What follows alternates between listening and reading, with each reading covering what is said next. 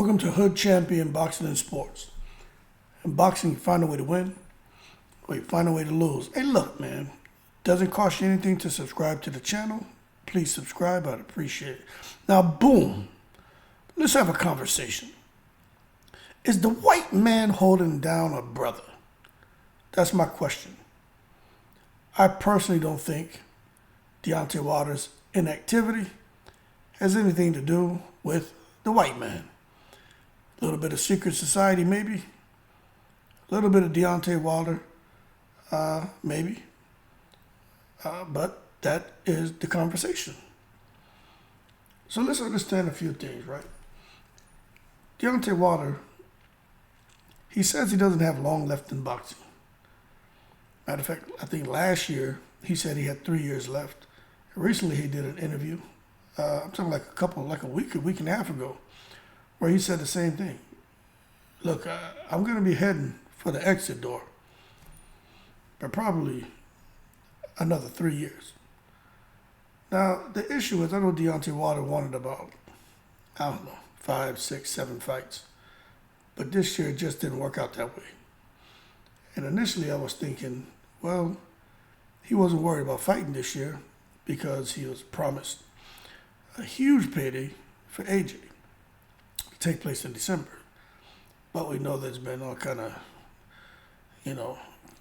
moving pieces as far as trying to make that fight happen. But nonetheless, Deontay Wilder, who is an amazing fighter, extremely strong, extremely impressive record, 43 wins, 42 by knockout, 2 losses, both losses by KO to Tyson Fury, 97% KO ratio, standing 6'7", 83-inch reach, right? Now that's impressive. But nonetheless, Deontay Wilder still doesn't get the respect he deserves. I personally don't know what the issue is, but there is an argument out there from some people that Deontay Wilder has fought nobodies. Now the thing is this, maybe some people have that opinion, but Anthony Joshua is not a nobody. And Deontay Wilder and Anthony Joshua have been linked together for many years to try to get the two of them to settle their differences in a grudge match, but it's just never happened. Doesn't seem like it's going to be happening anytime soon with the moving pieces there in Saudi Arabia. But one thing to give anyone a glimmer of hope is that Wilder and AJ have agreed to terms on the fight. The problem is now, where are they going to have it? So that being said, with a guy like Wilder, who's had a long career, remember he turned pro in 2008. He's not planning on going anywhere just yet. He's trying to fight what he says are the biggest fights that people would have ever seen in boxing. But the reality is, at least through my lens, okay, AJ is a big fight. We want to see that. He already fought Fury. Usyk is a big fight. Don't know if we'll see that.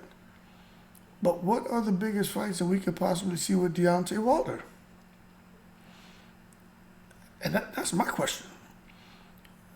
I'm not sure what he's talking about. He went on record and said, I'm going to bless the world my last 3 years. With what the people want. He's like, as long as fighters don't run from me. Now, that being said, there are some people who are of the opinion that there are top fighters in the heavyweight division, AJ being one, Usyk being another, Andy Ruiz being another, who truly don't want to fight Deontay Wilder. They truly don't want to fight him. Now, I'll say this. Deontay Wilder, when he went to Saudi Arabia, someone over there shared some secret society information with Deontay and told him about the money that had been offered to Usyk to make Usyk versus Deontay Wilder, and Usyk turned it down. Now, what I'm giving you is a fact. And the fact is Deontay Wilder said that. Now, I don't know what this Saudi said, but I know Deontay Wilder went on record about that. And that's why when Deontay Wilder talks about Usyk, he's not very positive. He doesn't speak very positively about him. But when you look at what's going on in the heavyweight division, Usyk has mandatories. We get that. He's got to fight his mandatories. Tyson Fury's doing what he wants. He won't even fight Usyk. But I'm going to tell you this. Eddie Hearn. I think AJ will fight Deontay Wilder. But Eddie Hearn is scared out of his boots. You know what I'm saying? Eddie Hearn, he's so afraid of Deontay Wilder. Eddie Hearn dropped about 40 pounds, didn't he? You see Eddie Hearn running around here? Man, looking like an upside down slingshot. You know what I'm saying? Like he need to put weight back on. Looking like head big like a desert rat. You know what I'm saying? But Eddie Hearn is so afraid to put AJ in that ring. That's why he keeps having AJ fight. To stay active, one. To make money, two. Because they're not sure what's going to happen if the Deontay Wilder fight would even happen. 3 and 4 is he wants to make sure that Deontay Wilder is prepared. And they're not sure AJ is ready for a guy like Wilder yet. They're not sure AJ has his confidence back. They're not sure AJ is willing to commit in the ring to be that guy who can tranquilize his opponents like the fellow we grew in love with from his first 15, 16 fights. Look, that's not Deontay Wilder's problem. Eddie Hearn. If you don't have any confidence in AJ getting in the ring with Wilder, don't play these games with Wilder. But the problem is this. I do think Deontay Wilder's having a tough time getting a fight because of what he does to people in the ring. But I also feel Deontay Wilder, this is the piece I don't know. I don't know how much he makes as a guarantee. And maybe that's why Deontay Wilder takes the position he takes when it comes to purse splits. Maybe he really is getting this unbelievable amount of money per fight. I find that hard to believe, but I mean, you just don't know, and I don't know. But what I will tell you is, Jermaine Franklin and Robert Helenius, they are not Deontay Wilder. What I will tell you is, Alexander Usyk is not Deontay Wilder. And I'll tell you this. I've always said this. I think Usyk could be a little tricky for Deontay Wilder.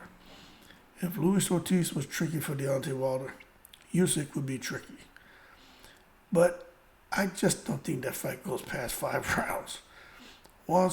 If Dubois hit Usyk with the body shot, low blow, whatever you want to say, and Usyk went out there and crapped himself in the ring. Let me tell you something.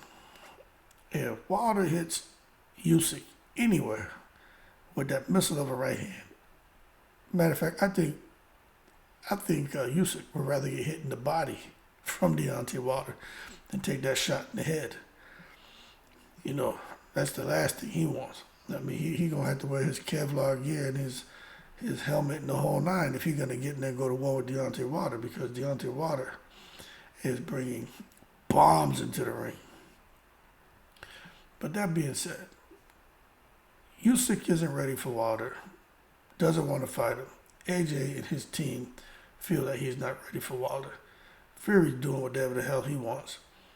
I mean, what's left for Wilder? What big fights? What can he do? But it goes back to what I was saying about Eddie Hearn and the whole thing about the negotiations and the fight falling through, and Wilder stood here on the sidelines with nothing going on. I mean, hell, when you look at it, I mean, there's Deontay Wilder has nowhere to go. He has nowhere to go. Now, there are some people who still don't want to give this man his credit. That has nothing to do with him getting big fights. But somebody pointed out, Deontay Wilder, he's to blame. He only wants to fight weak opposition. And I don't agree with that. But their reason for saying that is because they were looking at this right here. And this is what they're going off of. Basically not giving Deontay Wilder any credit for any of his first 39 fights. If you look at some of these names here, right, it's pretty interesting. Now, I don't know if this is all true or not, but it's pretty interesting what they have. The first guy Deontay Wilder fought, Ethan Cox, wasn't ranked. Second fight, Shannon Gray, wasn't ranked. Third guy, Richard Green, wasn't ranked. Fourth guy, Joseph Rapati, ranked 393rd in the world. Fifth guy wasn't ranked. Sixth guy wasn't ranked. Seventh guy wasn't ranked. Eighth guy wasn't ranked. Ninth guy ranked 399th in the heavyweight world. 10th guy wasn't ranked. Now, something to just point out with fighters in the first 10 fights. A lot of them are fed tomato cans, okay? And Deontay Wilder started boxing late, went to the Olympics.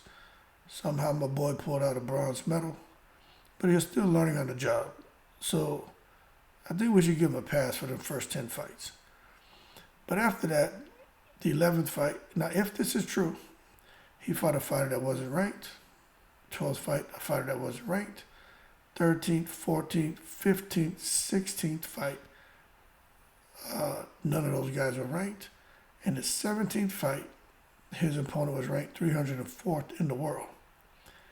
In his 15th fight, in the 17th fight, the opponent was 304th in the world. His 18th fight, the opponent was not ranked. In his 19th fight, the opponent was ranked 489th in the world. In his 20th fight, the opponent wasn't ranked. So you can just look at those first 20 opponents of Deontay Wilder and look at the opponents, first 20 opponents of a lot of these other fighters. Some of those guys by the 20th fight had some pretty big names. But at the same time, you got to understand they were building Deontay Wilder up, and he was learning on the job. Okay?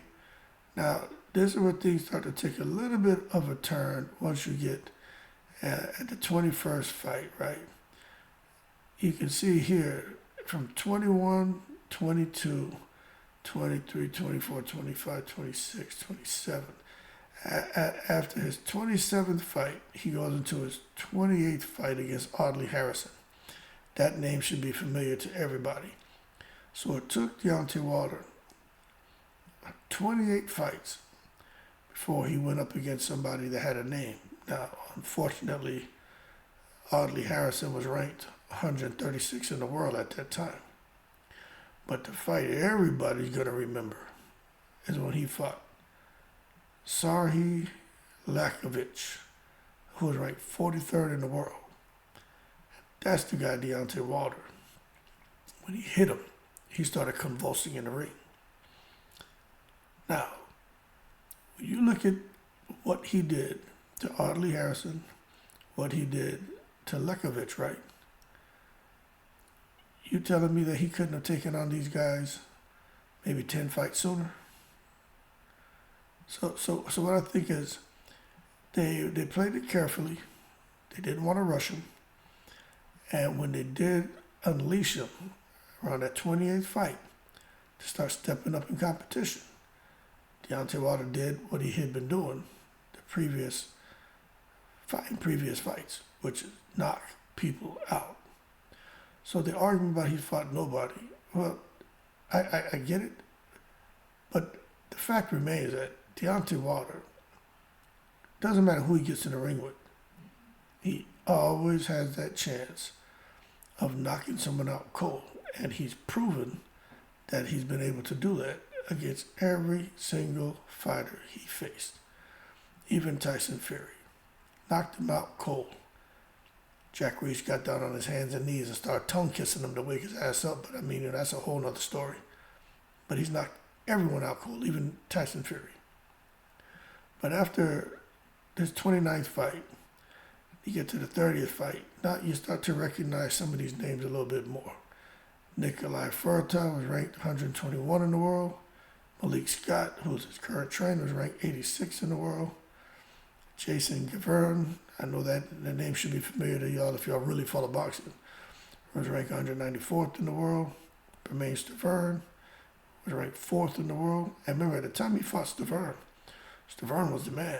Remember, a lot of people didn't even know who the hell Stavern was until Stavern came and did what he did to Areola in those 2 fights. No one knew who Stavern was. I didn't know who he was.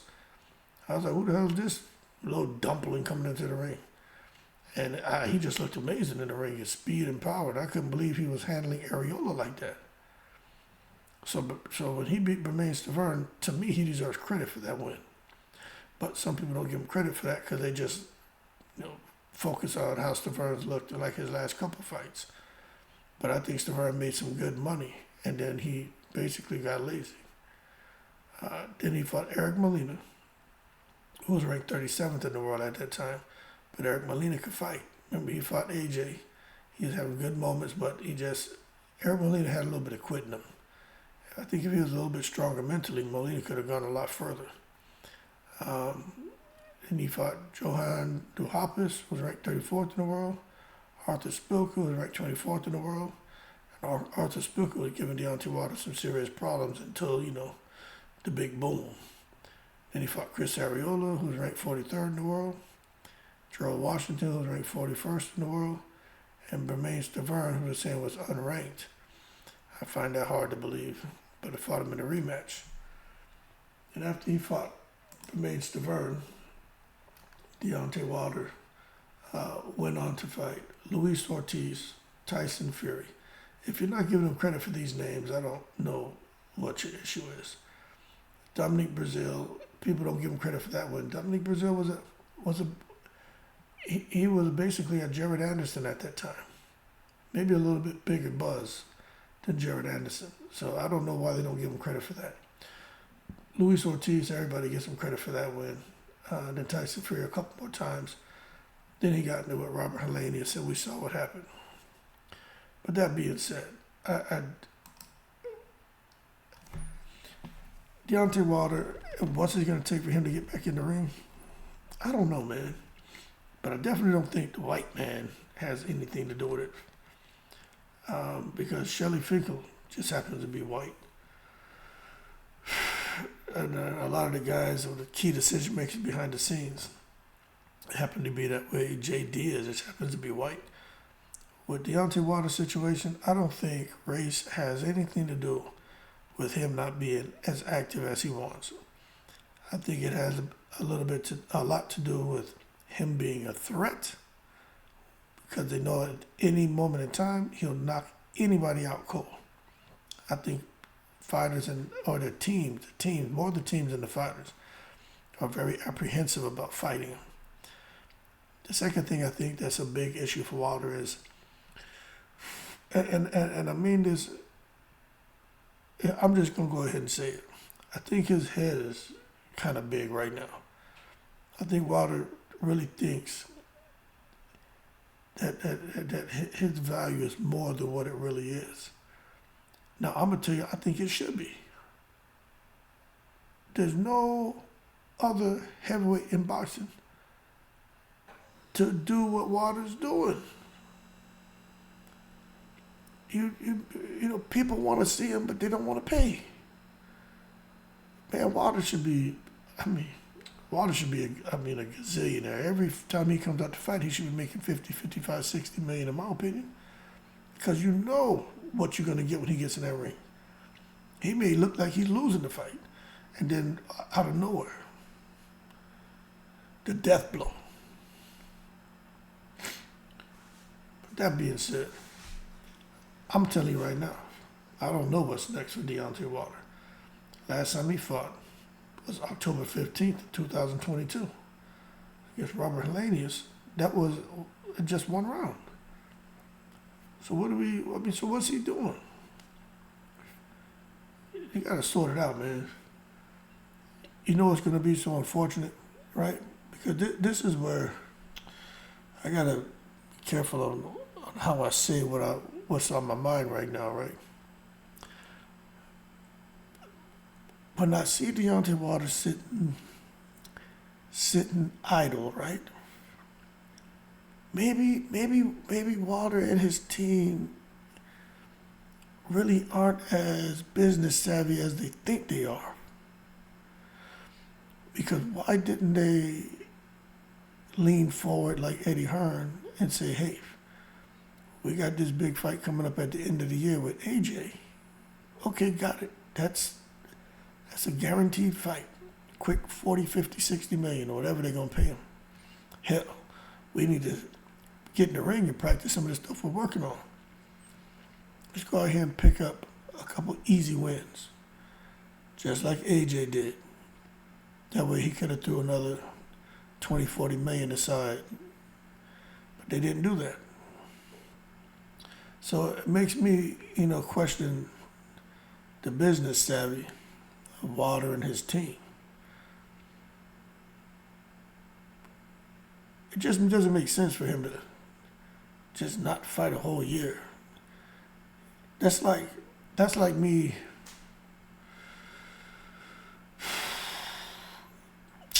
It's like me, man, being out, right, in the club back in the day when I was on a seek and destroy mission where I went by first name Single, last name Mingle. So I go to the club, and if there's 5, 6, 7, 8, 25 females in there who want Mr. Mingle's phone number, right? And they want to give me their phone number. But I already got the phone number of one girl who looked pretty promising to go and seal the deal. That I turned all the other numbers down in the club that night because I got this one and it looks like a guarantee. Let me tell you something. And then all of a sudden now, you leave the club, you got the number, you already thinking about slapping it, flipping it, rubbing it down.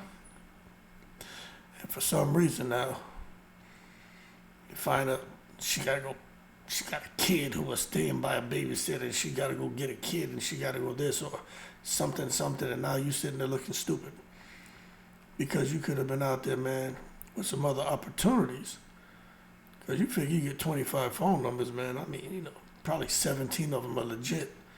Probably, 12 of them you're willing to kind of, you can talk to them and tolerate them. And out of that, you probably crack off 5 of them. And you're doing pretty good. But when you're sitting here, man, with one phone number and that don't work out, you in bad shape. You start saying, damn, I should have done this, I should have done that. Same thing with this boxing hustle. One thing to chase the ladies, and then that boxing, they chasing money. Why sit there and put all your eggs in one basket when you know you can go out there and get some easy kills and you still got the guarantee? But I don't know, man. Good luck to old Deontay Wilder. But I'm telling y'all right now, I'm just not so sure Wilder's going to get another 3 years of what he's saying, the biggest fights that we've ever seen, because this is 1 year down.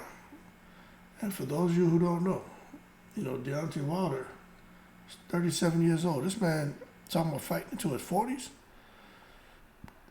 That's what he wants to do, retire at the age of 40. He already got 1 year down. He should have been fought 2-3 times this year. When you look out there at the heavyweight landscape, there's not really much for him to do or fight. Maybe fight Jaleel Zhang next. You know what I'm saying?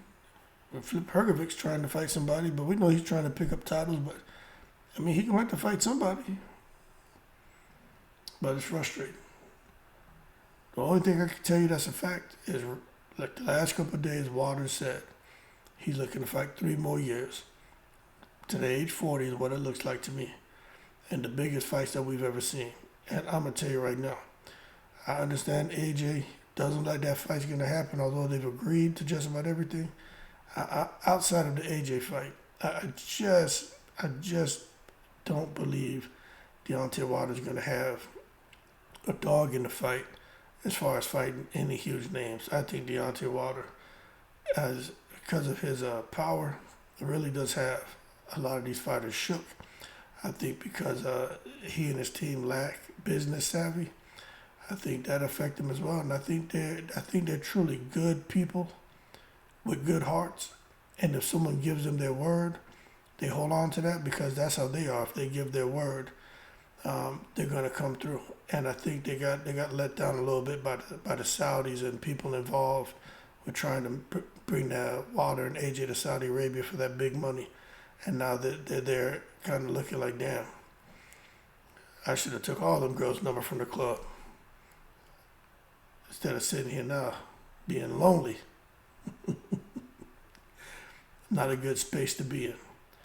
That being said, y'all keep cool. We're going to see what happens with old Deontay Wilder. But he's got to get active like his counterparts. Because at the end of the day, can't blame the white man for holding a brother down. Y'all keep cool. I'm in the breeze.